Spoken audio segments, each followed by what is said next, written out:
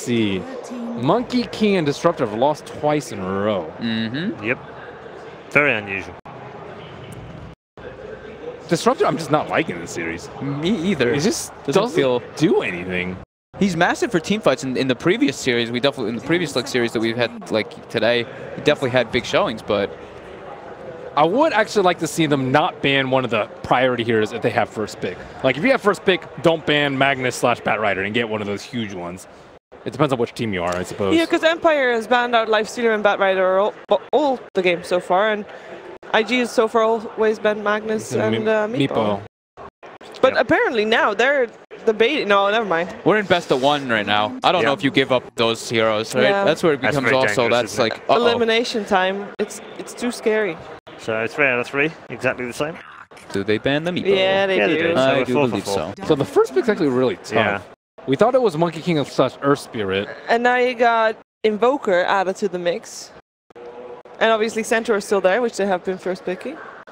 I think for this series, might actually see the Invoker first. I was going to say they take the Invoker here, don't they? Take it away as a block pick. Because then you can still get one of your Earth Spirits or your Monkey Kings if you want them. Yeah. They can't take both. Yeah.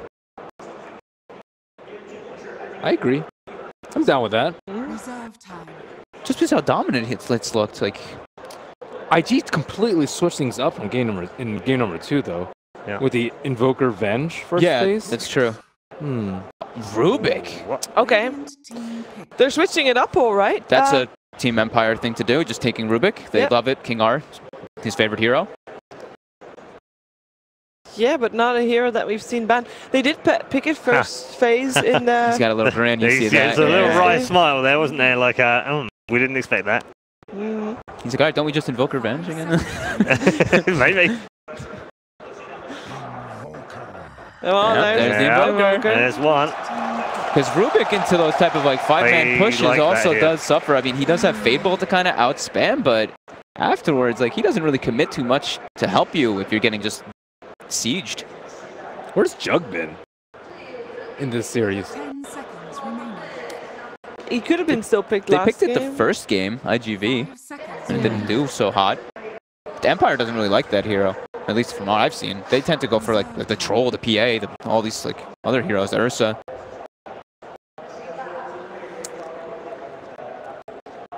So what's this gonna be? It's Avenge. I don't It's see why they would move away from it. Yeah, because they're basically asking the same questions of Empire, aren't they? Yeah. Figure us out. Now Empire's put in the spot is like, do we take the Earth Spirit? Do we take the Monkey King, or do we take the Centaur? Do we take the Centaur, or do we maybe even deny pick something?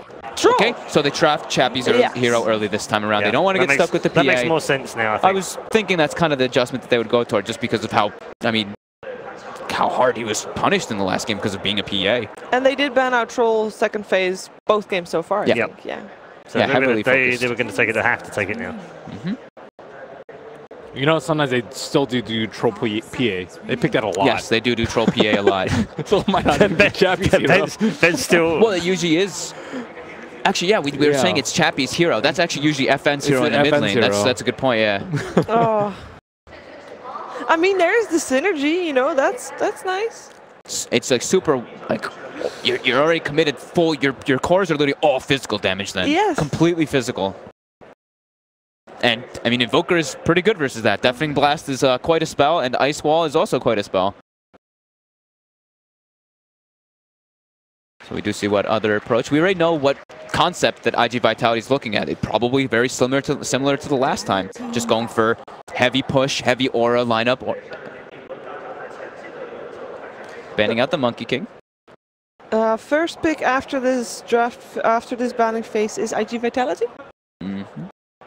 And that means they could still get their hands on the Earth Spirit, just like last game. It worked out fine. You said they have first pick, right? I think so. Because they do. Banning it might not even be a bad choice too, because Troll is very strong in the mid lane. If he has a roamer, if he has anyone to rotate on onto the Invoker, it can be really devastating to punish him. They already got rid of one of them, but... Drow ban? So they did get rid of the Drow again this time. This time they might be...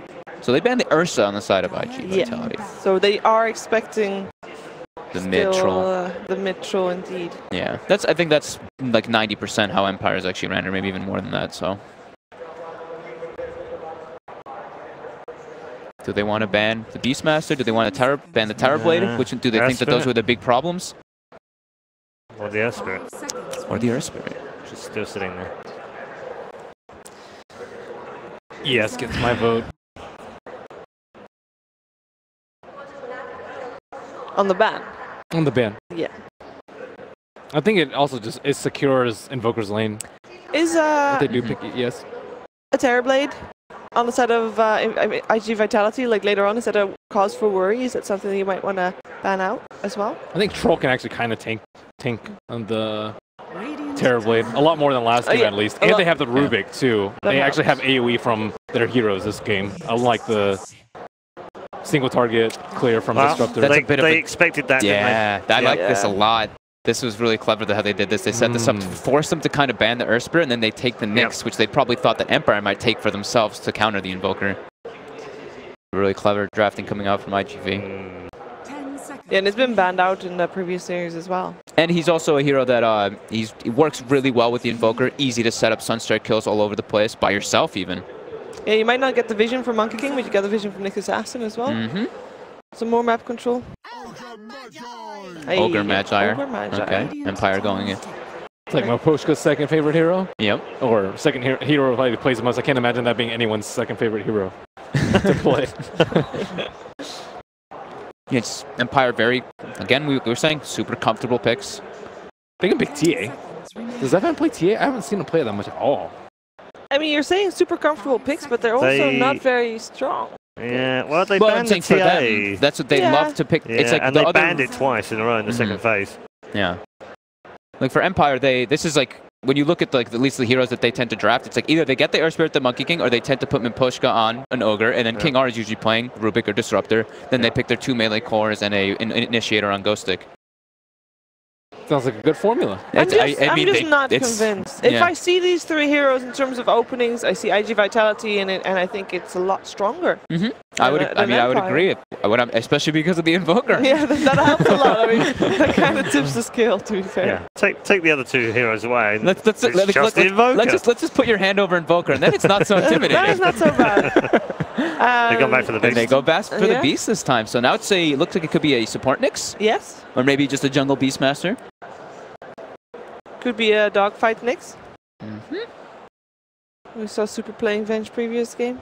He might just act as that like pseudo roamer, just follow the Ogre Magi around. Yeah, no Monkey King, no Earth Spirit. No Monkey King, no Earth Spirit. Don't want to play Slardar. All right. Yeah. He's played a lot of Sand King, other than that, in terms of roaming heroes, but it's not really been working out as Sand King as much, I wouldn't say. BM's extremely strong versus these like buffed up cores like Ogre, Bloodlusting someone, Troll Warrior with the Battle Trance too. So there is still a Lena around, of course. FN Lena versus Nyx. FN will probably already play the Troll, right? Troll, yeah. Hey, or maybe he will play Sniper. Yeah. They are already setting up. All right, guys. High guard defense. They are building a pushing lineup with Beastmaster Venge. So let's set it up with Shrapnel. This reminds me of a certain patch. Oh god. Troll and Sniper were all over the place, and then there's Bloodlust. This is like what was it, 1 year, 2 years ago? They have no team fight though on Empire. While iG.Vitality has pretty heavy team fight with, Invoker Beast Nyx. Yeah, I think the previous game maybe have them shy away from team fight because iG.Vitality was just really good in the positioning. They were really solid in avoiding those clashes. And the thing is that you're saying good at avoiding clashes, and they have a Beastmaster Hawk, so that's just very similar to last time. That makes it a lot easier to be naturally avoiding fights. Yeah. So they remove the center. We're looking for a hero for Ghost Stick. Yep. We need one of those initiators. Yeah. Maybe he goes for a frontliner hero. Maybe they change up the formula a bit. Have not seen them have success when they do it, but they have drafted Abaddon on him before to be that frontliner. In your World of Warcraft analogy, they lack a tank. So they like it. He gives Curse of Avernus as well. He can remove Beastmaster Roar with the shield. It has its positives. It has 100% win rate on stage so far. Abaddon on the main event. The main event. It's 2-1 on the main event. I guess. VGJ lost with the third. Yeah, you're right. Yeah. Yesterday it did. Yep. Yeah, 2 out of 2 yesterday. It's got a whopping 0 out of 10 Yeah. in the group stage. The whopping 7% win rate. And the Dazzle comes out of the last man from Empire, so they are expecting this Vengeful Spirit to be a core, or I prefer at least Venge core, because I think you can swap the sniper in. They have no save for sniper, which is a big problem, actually. Ooh, if King R looks frustrated. Does. Yeah. 10 seconds remaining. Trying to think what other hero. I mean, there's what Slardar, I suppose, is offlaner. Avernus. Avernus is the one that came to mind because the removing of the Omni roar. Omni would be good. I like Omni here. It's really good versus Nixon Invoker, but haven't really seen him play it too much. Legion Commander. Legion Commander, another kind of frontliner. He benefits from Trolley, so they have a tri-scaling lineup with Bloodlust, but still their team fight is negligible. So poor. Someone gets swapped and they just die. Yeah, they have no save. I mean, they've pressed the attack to remove the roar at least for that kind of thing. They don't even need roar, They though. still have Ruby. Yeah. And they still Some steals. They can get some good roar, maybe a good roar steal. I'm heavily liking iG.Vitality, even though they do have maybe a Nyx on like support, which is usually not really the greatest. So where do they go last pick? Terrorblade again? Terrorblade again? Maybe that's why they picked the Legion Commander, to kind of like deter them away from it. They're probably like, oh, pick Terrorblade now. Yeah, and they go for Warlock and put the Venge on to carry. So it'll be a super Warlock, yeah. Oh my god, their team fight is massive. Yeah, Empire's team fight is terrible. Yeah. iG.Vitality is massive. Yeah, iG.Vitality is great. Empire has literally like no team fight, but they have high ground defense with Shrapnel. Yeah, I was going to say, what they're if they banking on. keep them at arm's length, they might have a chance. iG.Vitality. Okay. So Fogd is already locking his prediction in. I'll go with iG.Vitality as well. Ride and die, brothers. 0-2, baby. I think I've believed in them so far. Obviously, they let me down previous game. But this game, I think I want to believe Empire has a chance here. They are, I think, they're still the underdog, but they can do it. So Empire. Okay. So Shiva wearing Empire colours, has stuck by her colours, and is sticking with the memesters. Can they pull it out of the bag and take it into the next round? Let's find out as we head back to our commentary team for Game 3. Thank you very much, Paul. Cap, again, we have a split panel. There's never any complete and total, full-on focus on one particular team. It's been a good series. I think that's pretty emblematic of the series as a whole. Yes, I think absolutely. I don't think the drafts are completely clear-cut. There's definitely some good win conditions here for iG.V with this Vengeful Spirit core. They can absolutely put a lot of pressure and maybe be able to shut down the sniper, but at the same time, they do have this high ground defense sniper that they're going to have to be dealing with. That's kind of rough. I wonder if iG.V can play a clean enough game to close this out. That's going to be really exciting to see. And we heard an audible, when the Warlock got picked as the last one as well. It felt like that was something maybe not everybody was expecting. Certainly, we were having a little bit of a conversation of if that should be played in the core or not. What do you think is the benefit of taking it in that fashion? I think, well, first of all, it's like, I kind of forgot Warlock was a hero, and I think a lot of other people did too. Just that a 5th pick Warlock is kind of weird, but this guy's a huge team fight hero. I think he's going to secure your lanes relatively well. LC is always kind of tough to shove out, but I think it's just like this big team fight hero that there is not going to be a whole lot of towers taken by Team Empire. And again, so they'll kind of fall back on the high ground defense most likely. Yeah. And I don't think Team Empire, I wouldn't feel good. I wouldn't feel particularly good just because you're like Sniper, Troll, Legion Commander, all these heroes need farm, but at the same time, if you look at iG.V's lineup, they're going to be pushing these towers. They're like the Beastmaster is actually super threatening in that regard. I really like this adaptation of iG.V to start picking up this Beastmaster. I was super hesitant about it at first when people were picking up because I thought it was just too slow for offlaners. But this patch, we are going in slower directions. We are going in more mid to late game focus. We're talking about heroes that scale, and Beastmaster, he fits this, right? He doesn't get his Blink Dagger like Slardar or Centaur at 15 minutes and start playing Impact, but that's okay. You just change your playstyle a little bit. Yeah, and it's shown a growth in the team, a willingness to experiment, see new things. You love to have that happen throughout the course of a tournament. Maybe they played some scrims or something against an NP, and they found a little bit of value there. Maybe they just saw the games and saw the potential of this hero. Certainly in a patch that's so dependent upon team fight, that vision advantage that you're going to gain by virtue of a Beastmaster is incredibly valuable. And, well, right off the bat, it's going to be Miposhka just running at Paparazzi and making his life hell. And I really like this response as well, because time and again, it's been that Invoker who's been causing the issues. Take him out of the game. Make his life hell. This is a great answer. Yep, Miposhka's reprising his role as a Monkey King. Basically, you just kind of sit there and no one can really challenge you, and you could just kind of laugh to yourself. Like, this is the enjoyable part of playing Ogre Magi. Okay. It's kind of like Lich. You have to really relish that the enemy team hates you. They hate you so badly that you're just this dumb ogre, and Paparazzi's like, I can't do anything against this hero. This is dumb. Because later on, you're going to be a walking bloodlust machine, and you're going to be the one hating life. So misery loves company. You got to hold on to that. Couldn't have said it better myself. I think you hit the nail right on the head there. And, well, misery, this is certainly what's going on right now for Paparazzi. He's forced back again. Did already have the salve there, but will possibly be forced to use it. And yeah, this looks like what's going to happen. He recovered from this last time, right? I don't feel like Paparazzi, like that brief hiccup in the first 2 minutes, I don't think that particularly shut him down, even though it was cool to watch. So, you know, Miposhka, he did what he needed to do. Now he's going to secure the Legion's lane. You don't ever just sit there in lane as this ogre. You just have this first minute impact, and that's kind of it. Yeah. So another thing here is we have dogfights. Both of these players are kind of on a different role than we saw them play last time, as it does look like Super is going to rotate in and help secure and force the Ogre Magi back. But they're on less playmaking heroes, and that kind of puts the onus, I feel like, on the rest of their two teams to make things happen. King R on the Rubik, and maybe as well that Vengeful Spirit, and also this Nyx Assassin. It just feels like it could be a little bit tougher for them to get things done in the early stages. Yeah, I do think that there are still plenty of opportunities for dogfights to actually make some plays with this support Nyx Assassin. It's a tough hero to do so, but if you look at it, right, he's got this Sunstrike to work off of. When he does hit these impales, there's a lot of extra damage that can follow it up. He can make a lot of plays with the Beastmaster as well.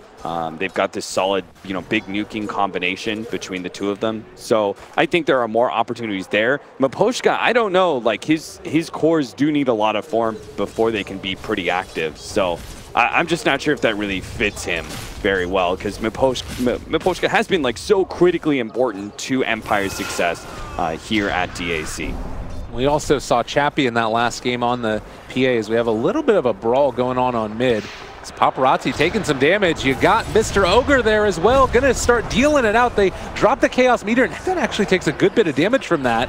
But they still find that kill. First blood on a Paparazzi. Yeah, that's great.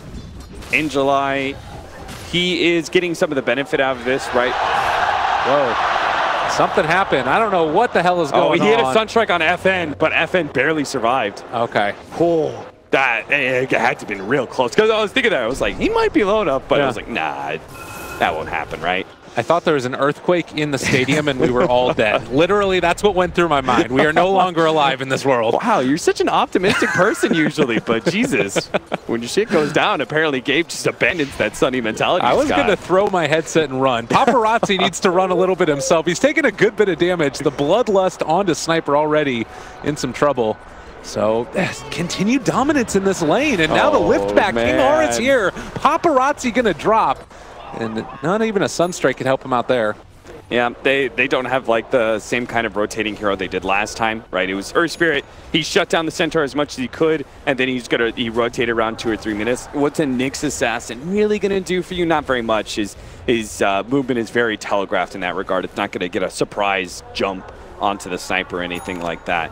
So this, unfortunately, there is no counterbalance like there was previous times. You know, Empire just identifying that they do need to play pretty active in the laning phase. I think they need to win this laning phase pretty hard because they've got the right heroes to do it. Sniper and Troll, lane dominators themselves. Legion Commander also has this kind of passive influence in the laning phase that she can always do better than most. So, and then the supports just need to shut down Paparazzi. So I think this is great. They're setting up really well. iG.Vit's timing is going to be more around 10-15 minutes when they can start making these big single target pickoffs plays. I mean, That's definitely true, but I'm just looking at the CS difference, and you've got 8 and 5 on the Invoker versus 27 and 18.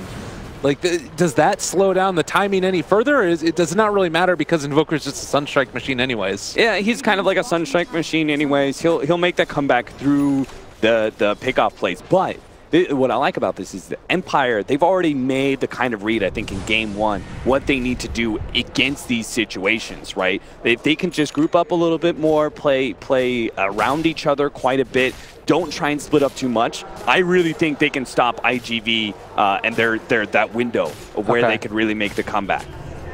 Well, there's a deep ward dropped as well by the Rubik over there by the Tier 1 tower in the top lane, maybe signaling where Empire want to make that first aggressive movement. And Chappie, meanwhile, will move over towards the 6-minute rune spot, take down a couple of boars.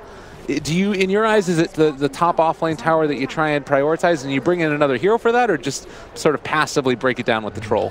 Just passively break it down with the troll. You want to make, because the problem is last time when we were talking about the Team Empire and how they played that 5-minute, they had a Centaur, right? Centaur doesn't need like an amazing amount of farm. They could just kind of play around their Invoker, and that was fine. This time around, they've got 3 cores who all need a decent amount of farm, so you need to make the most of their independence now. Look at how much they're bullying Paparazzi. They are giving him nothing, taking away even the small creep from the hard camp at this point. Empire, they are showing so much hate. That's a lot of hate. I mean, Paparazzi and Invoker, I could see exactly why they're doing that. It does lose them a little bit of space, I guess, at bottom lane, but Leech Commander had the TP, so he TPs right back as the lane pushes in. Nothing major loss for Empire, just an opportunity to catch an Invoker, I guess. I really like this response, too. It's like, if you're going to win with somebody else. You're not going to beat us with the same thing twice in a row.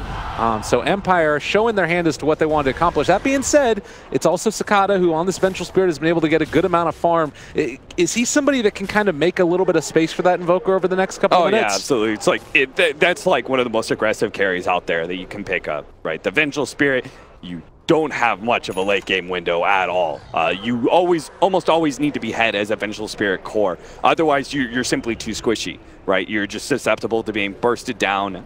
So you're going to need to bully down towers, that's for sure. Kind of similar to a Terrorblade. You need to be super active in that regard. Move around the map. It's a hero that feels kind of hard to fight into as well. There are a lot of similarities there. What is Ghostig doing? He's just refusing to let Paparazzi do anything. If he actually catches the duel and Sniper pushes forward into the mid tower, he can actually make a potential assassinate play with the duel, but doesn't look like they'll catch him yet. Maybe here. Oh my god, they're gonna dive. They are getting set up for this one. Oh yeah, cut down the tree, get the movement speed. Chase forward, assassinate is going to fly out so close. He does end up dying. Cool.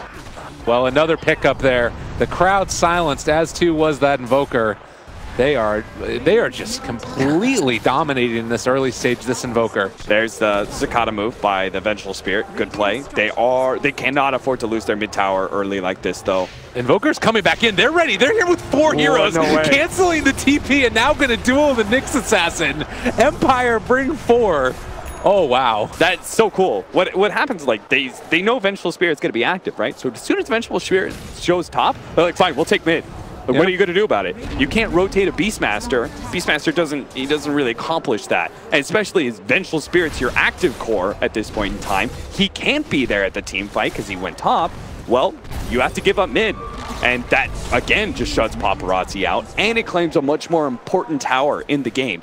Safe lane towers go down all the time. You can give up that tower, who cares? Mid towers, those are really critical. Oh no, and again, Paparazzi pulled back in and killed off. 0-5 start for the team, and as far as Paparazzi is concerned, he's been killed off most of everybody. 4 deaths for him by the under 10-minute mark. Yo, Russia, Ukraine, you got to get some like cyberbullying seminars going on here, because this is just so unfair. Like Empire just like running after this one hero. They're focusing on literally nobody else. Cicada's just doing his thing and they're just ignoring him. Beastmaster's getting some farm, but the thing is, it's working because the objectives they're taking off of it as well. Like all this rotation into Paparazzi and such, like that's all fine and well and good, but it's the mid tower play that really makes this well worth it for them. The rarely seen 209 GPM Invoker It is a rough life indeed. And I guess here's the thing. What are they losing out on by doing this? What's the trade-off that's being made? Is it anything really? It's early farm on Beastmaster. That's dangerous. It's also Vengeful Spirit, but you can't. You could potentially pressure a Vengeful Spirit in lane. You could rotate maybe 2 supports into a Leech Command, but that's risky. I think it's just better play. It's just much easier to pressure that Invoker and take this secured play. So the only thing that's really traded, I think, is the Beastmaster farm, which Beastmaster doesn't come online, even with total free farm. He doesn't come online very quickly, right? Yeah. He's still a length away from Necronomicon #1. And that's one of the big first peaks. Well, I guess the other thing is, a good amount of experience probably spread around. I wouldn't be surprised at this point if, iG.Vit actually has a little bit of a net worth lead in spite of that kill advantage. Probably not net worth, but more experience. Sorry. Yeah. But even there. Yeah, even there. I guess when you get 5 kills to nothing, that's a pretty good start for your game. Yeah. Paparazzi's like, experience, what's that? All right. Level 7 in 11 minutes. iG.Vit have had enough. This is a statement smoke. Unfortunately, it does also look to be a telegraph smoke, and nobody is in the mid lane for Empire. Although this rotation I don't think move over. Swap. They've caught him. Okay, they kill off King R. Get 1 on the board. Paparazzi, you guys couldn't just leave me that Sunstrike kill. Come on. Give it to me, please. All right, so they made a play like that. Didn't mean anything. Caught King R. They wanted something big, like a rotation, catch the sniper, use your Warlock ultimate, take the tower. They wanted that kind of play, and they didn't get it. So iG.Vit still have to find a better way to come back into this game. And I mean, maybe it feels like smoke again, starting with that Vengeful Spirit, but right now it's just Paparazzi trying to farm up Ancients. There is going to be the top tier 1 tower taken, as well as the mid tier 1 taken for Empire. The movement is now down towards the bottom one. Again, could be a little bit telegraphed, although you do still have the Vengeful Spirit that's in the area. Now bringing in Super. He has his level 6. They're all grouped up. This could be a good moment for them, but it looks like Empire instead going to dive, get the duel, starting to bring down this Venge. Do they decide to go for the counter initiation? It does not look like it's going to happen. And now Super, he might end up dropping himself. They're going to be able to dive under the tower. Now, are there any TP rotations to try and save this? It doesn't look like it's going to happen. Super is going to die as well. Empire, with the dominant start, are going to take down all the tier 1 towers by about the 13-minute mark. Again, Empire is saying, you can rotate. Like, you just can't. Beastmaster's not a rotating core. Invoker, not a rotating core. Nyx Assassin can't do enough. So, at the end of the day, good pick. Yeah, they'll find 1, but they've lost all their tier 1 towers. At the end of the day, as long as they stay ahead of the Vengeful Spirit rotations, the first one was top lane, they pushed through mid. This time around, they rotated into the Vengeful Spirit's lane, so there's nothing that's going to be helping them out there. Empire do have a knack for reading those kind of weaknesses, and they're exploiting it heavily right now. And what is this Invoker really going to do in the later stages? Like, you can see Paparazzi building towards this more points and Quas, wanting to get more team fight out of it. Slow down a little bit more with the ice wall when you eventually have that to try and hold the high ground. But it's just not feeling like they're going to necessarily have all the damage that they might need. They may be too far behind for this 5-man play to work. We'll see. Oh, it's a smoke. It's a Roshan play. This is about cool. This is the best thing I feel like they could be doing. But Empire maybe realizing what's going on. Oh, this could be a very fast game 3, Gabe. Oh God! All right. Fights has the right positioning. Pops the smoke. Promenades there. Troll jumps forward. Has found in July. They turn to Roar. Not sure if it's enough. There is going to be a Sunstrike. Doesn't quite kill off Chappie, but he will eventually fall nonetheless. Now they've dueled up the Vengeful Spirit. Going to bring him down. FN peeping people from the high ground, but that is going to be an upheaval, slowing down FN. Can the gold kill him? No, he's not going to go down. The range creep. Oh, the value range creep. The most strong creep in the game. God, and now the upheaval. King R is going to go down. He is going to die. Sniped as well by the axes. Empire lose 3. Oh my God. That was the most value early game upheaval I've ever seen in my life. It's right on the edge, catching FN, slowing him down. That golem just beats the crap out of everybody. Wow, that looked really nasty. iG.Vit, I think they got pretty fortunate in upheaval. Yeah, I know. No fatal bonds. Well, it's quite a build, quite a good response as well, but it does leave open Empire now to move in, try and take down Roche. Can Paparazzi redeem himself? Seems unlikely, although they're starting to stack up the upheaval. They do have the swap out as well. That is a play Sakata could pull if he wants to get fancy. Mega bash by Roche. They've got vision in the pit. Chappie, Sunstrike coming through, is going to drop. Sakata picks up the kill. Now looking for more. They're going to swap back in. FN, he's so slow, but Ghostic going to find the duel. Now turns onto that Beastmaster, trying to bring him down. They don't have enough damage, though. FN is going to drop as well. They're going to lose the Ogre. They're going to lose everything. iG.Vit's team fight is just out of control. Empire just fed away 2 team fights. iG.Vit now have this game. Like, they were on the precipice of losing all control. And 2 back-to-back miracle team fights for iG.Vit, and they're ahead. Yeah. That is unbelievable. And now look at that swing back into their favor. Net worth up 4,000 over the past couple of minutes, and well, soon to be striking even further ahead than that. And I'm sure Paparazzi is smiling right now. Oh yeah. This guy's like, all right, I'm back in it, boys. I'm level 11. Aghanims is coming up. They still have to worry about a relatively farmed sniper, but the one thing you're really happy about, you can't see it obviously as a player, but your Venge is right there, neck and neck with the sniper again. Remember, it's like you can't have an underfarmed Venge. You can't have a Venge that's has less net worth than the enemy cores. So, well, I guess the question too is Empire, they started off with this very hot lead. They were taking advantage of the lack of ability to defend towers, but now it's almost as if the shoe's on the other foot. With the Vengeful Spirit Aegis, do you feel the need to get anything really done, or... Oh, duel. Okay, they've caught it, but the swap back, turning it around. They drop the Golem. That's going to be Ghosted gone. iG.Vit are wise to your plays now. Empire, they're just like, stick it together. They're like, okay, they're going to make these kind of individual plays. I think Empire needs to slow down the game now. I think they're a little bit tilting. I think they're just running things out of control here. Yeah. They are going to lose some towers off of this, right? It's an Aegis. Utilize this. Vengeful Spirit is naturally a good pusher anyway. What Empire want to do is read these pushes and try and get the pickoffs on the other side of the map. Or, I mean, they do see 2 heroes. Well, the other Invoker's mid. They've got a chase now. Wave of Terror was stolen. That's going to be Chappie trying to find it, but the Impale to turn it back around, press the attack. They still got their eyes on Sakata. They want to burn through this Aegis if at all possible. Starting to swap it up. They actually swapped defensively. The Nyx ends up getting the turnaround, but, well, he is going to fall. Yeah, but look at top. That Beastmaster. He's doing his thing, doing what he needs to. This is all worth it for iG.Vit. Absolutely. Because as long as they save the Vengeful Spirit, right? As long as they get that swap back out, then they're good. Like, they just created so much space for the Invoker.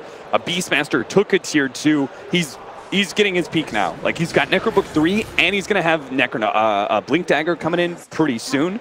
So, like, you don't really get a bigger peak than that as a Beastmaster. You finally have some really solid initiation to catch the sniper and the back lines. That was kind of one of your bigger problems for iG.Vit's lineup early on. Early, it was more dependent on, like, okay, what can Vengeful Spirit get done? But now they have a second out in that regard. So talk to me a little bit about this decision to go for maxing Upheaval on the Warlock. We never see this anymore. This was something that it basically was, I mean, we never ended up seeing. What's the reason for it in this game? I mean, I think the Upheaval makes total sense. It's the Shadow Word that kind of surprised me because of the fact that this Legion Commander can just, like, boop, you know, take it quite off if you're using it offensively. But he still went for it, felt like it was the best play instead of getting some of the levels in Fatal Bonds.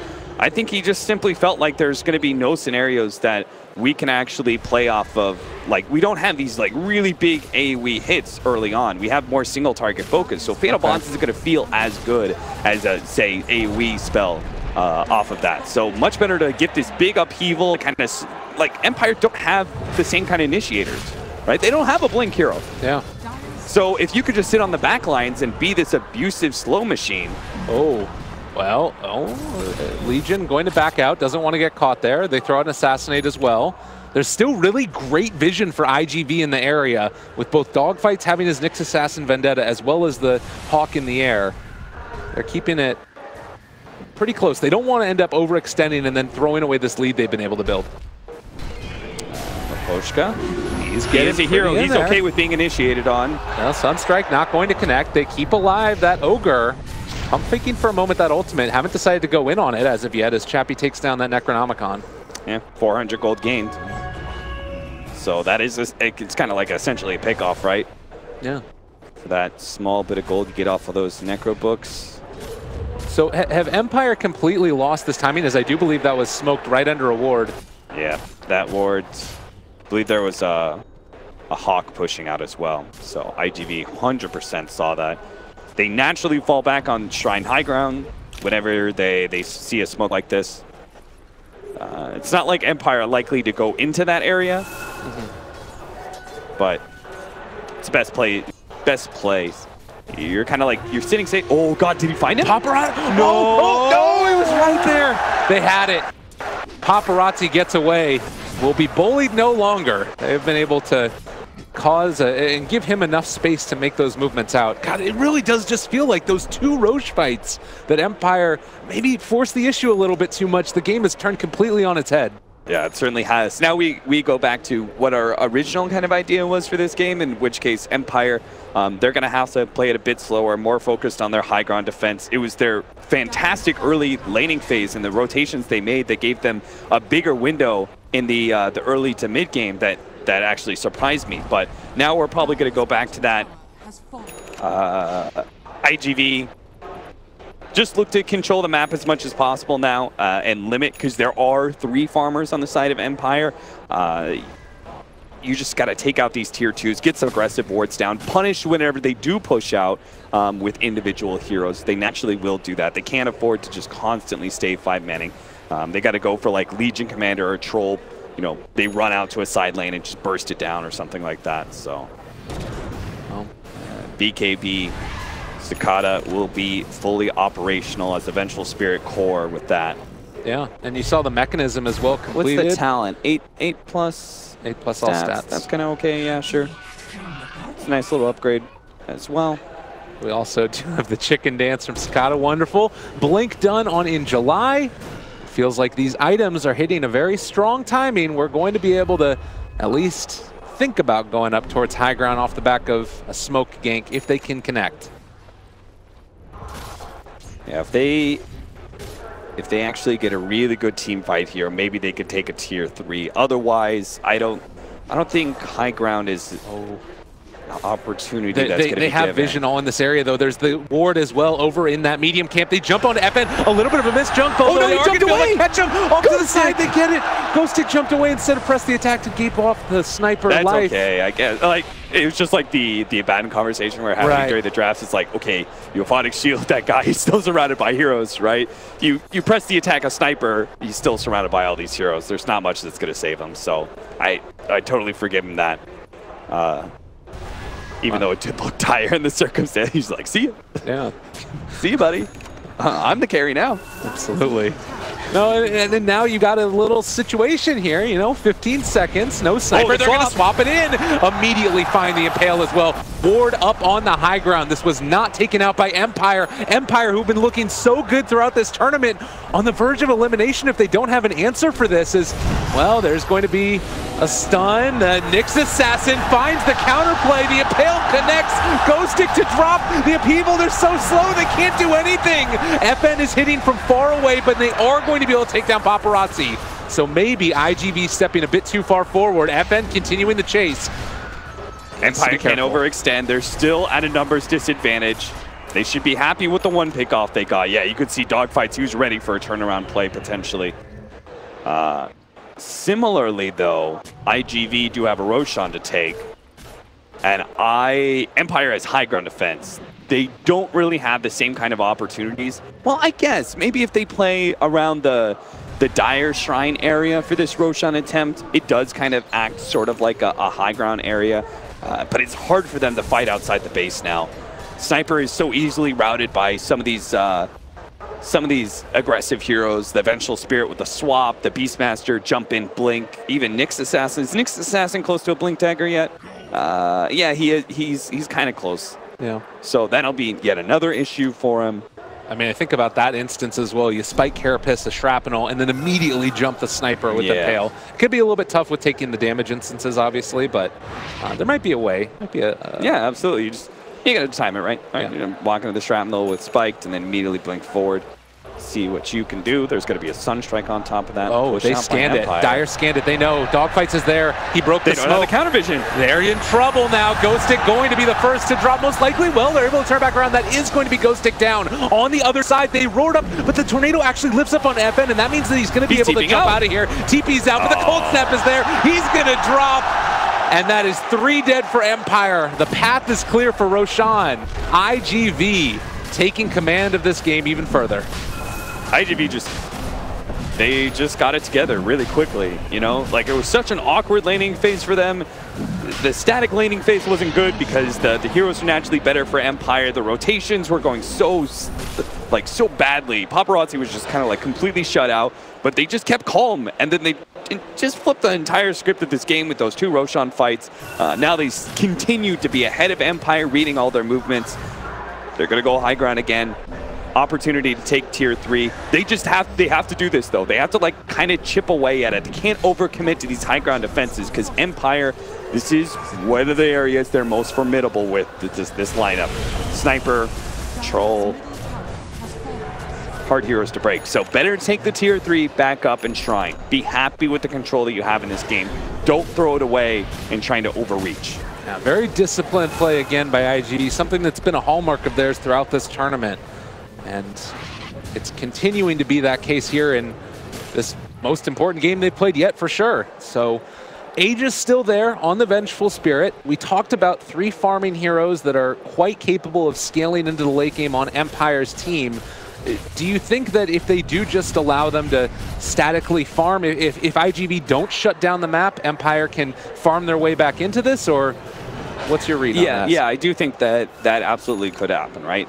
If iG.Vit don't control the map well enough, Empire could just farm, and high ground gets tougher and tougher. But I don't think that's what will happen. I think iG.Vit, they're smart enough. They're not going to give Empire too many ways to be able to farm out the map. Empire naturally going to be scared anyway, so they're going to play around each other pretty heavily. Miposhka is, you know, kind of playing fearless, but he's an ogre. You know, it's like, if I die, whatever. Yeah. He's trying to push out a lane and create areas where Empire feel comfortable farming, which is, for example, right now, they're trying to farm a little bit of Dire jungle. And I mean, with Blink and Necronomicon, Sunstrike, if Beastmaster finds anybody, they're dead. Yeah. You can just pop anybody. And they don't have a saving mechanism outside of press the attack, so Ghostic's got to be really on the mark there. And even then, he may not be enough, right? They get 1 stun from the Primal Roar, but Venge is always following that up with a Magic Missile. This could be the way towards it, though. Oh, Dogfights comes in as well. The smoke was broken onto 3. They're all lined up, and Pale only connects onto 1. They are going to steal this by Carapace, turn it back against them. The swap back in onto the, well, Legion Commander is going to get caught out there. Also, King R in trouble, as it does look like he's going to be able to walk away for the moment. Pop the tree sick as well, but Dogfights is having none of it. Cute play, cute play. So they did drop the Chaotic Offering in that fight. So no Warlock ulti, I do believe. They do still have the Golem. They may just try and use that Golem to take a melee Rax. Troll just picked up a Necronomicon, it drops really quickly, and they don't have to commit very much either. All right, Troll has a DD. He went out to the lane and picked that one up, but I'm not sure if it's going to end up mattering if he just gets bursted here. And, well, immediately taken off as well. Play it safe. Necronomicon, Golems, and an Alacrity Vengeful Spirit as well. It's super hard. I'm so impressed. Look at Paparazzi. After the start that this guy had, 17,000 net worth, top of the charts, has his Ags, has a Lincoln Sphere, he's got Midas Blink, everything that you could possibly need. Have we seen any mid lane hero get shut down that hard throughout this tournament? I don't think so. I'm not sure. I don't think we have. Paparazzi got a real special treatment there from Empire. He has recovered nicely. This is why we talk up this guy so much, because he seems to be such a strong young talent. Right. Well, and I think that some of it also has to do with his team giving him that help as well, I would imagine. But oh yeah, absolutely. I mean, he had his impact in that Roshan fight, right? Where he had that meteor and everything else, but you don't win that team fight without the rest of iG.Vit making some some really strong plays. Little super. He had his moment. So, still a very tense moment. It definitely feels as if iG.Vit are the ones that are in charge, but we've talked time and again about the high ground defense. You have the BKB now done as well on that sniper. Troll just got a 40 damage talent. Problem is like, how do you challenge? Oh, well, blink away. Okay, that's a decent start. Rubik has magic missile as well. Snipers, he's actually really difficult to play this high ground defending. Now that you have level 18 on Vengeful Spirit, he swaps you. If you attack the Cicada, he swaps you back. And this tower already so low. iG.Vit are there. They dropped the ice wall as well, and they can't really chase. Empire is stuck in their base. You just have to poke and poke and poke at iG.Vit and hope that iG.Vit stick around a little bit too long and present this opportunity, but they're just not doing it systematically. Using what they had, take an objective and backing away. They never seem to overstay their welcome. Yeah. And again, it just takes one time. It takes one overextension. That's what the Empire is going to be waiting for at this point. Yeah. Oh, and maybe there's a little something here, though, as they've caught on to Chappie. Sunstrike Roar, everything thrown in his face, starting to drop low. They are going to pop the BKB for him, so Chappie's still running away. Looks like he will make that escape. Don't expect that they'll be able to catch with the Sunstrike. See, Empire, he's going to Shrine, right? Well, he's still 7 seconds away. Yeah, I think that he's made it. Okay. He's safe. I thought he was going to Shrine for safety, but they push out mid really aggressively because they know the BKB is on cooldown. iG.Vit want to go high ground while they've got this minute window to work with. After all, they have Chaotic Offering. Empire tried to pressure mid and see if they could force iG.Vit back, but iG.Vit back, again, too wise to that trick. They're not going to turn their attention away from a potential win condition, another objective to take. AC is done on the Venge. My God, she is farmed, and you saw as well the Lincoln's placed over there. There's the swap back in. They drop the Chaotic Offering to boot. There's Chappie already starting to drop low. He's out of there, buys back immediately. They need to get back into this fight and take it. But in the meantime, they have caught out that Nyx Assassin, hasn't used the Spike Carapace, pulled back in and dueled as well. They're able to take down one, but the huge meteor is going to be dropped down from on high. Hellfire raining, and Barrick's gone. iG.Vit back out again. Cool as a cucumber. I love that because iG.Vit showed that not only they're like focusing on the objectives, and then Nyx Assassin's being gone out. They're like, who cares? Who cares? We're taking this objective, right?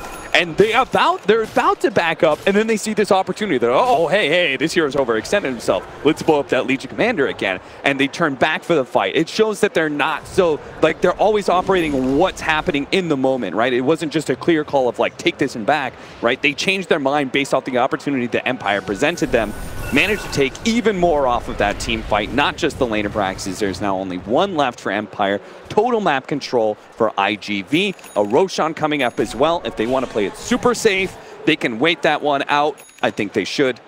They have done everything they could after they were given an opportunity with that Roshan fight. They've done everything they could to secure a win very safely. And this type of movement, this type of play that you talk about only happens when you've got so much insider knowledge, so much synergy together as a team. They've been together through the good and the bad. You think about the same team that went to Boston and couldn't have a couple of their people there. As we see another get caught out, this might be the way for Empire to get back into this. They do take down the Vengeful Spirit, and Roche about to respond. Oh, we'll have to see if the timer...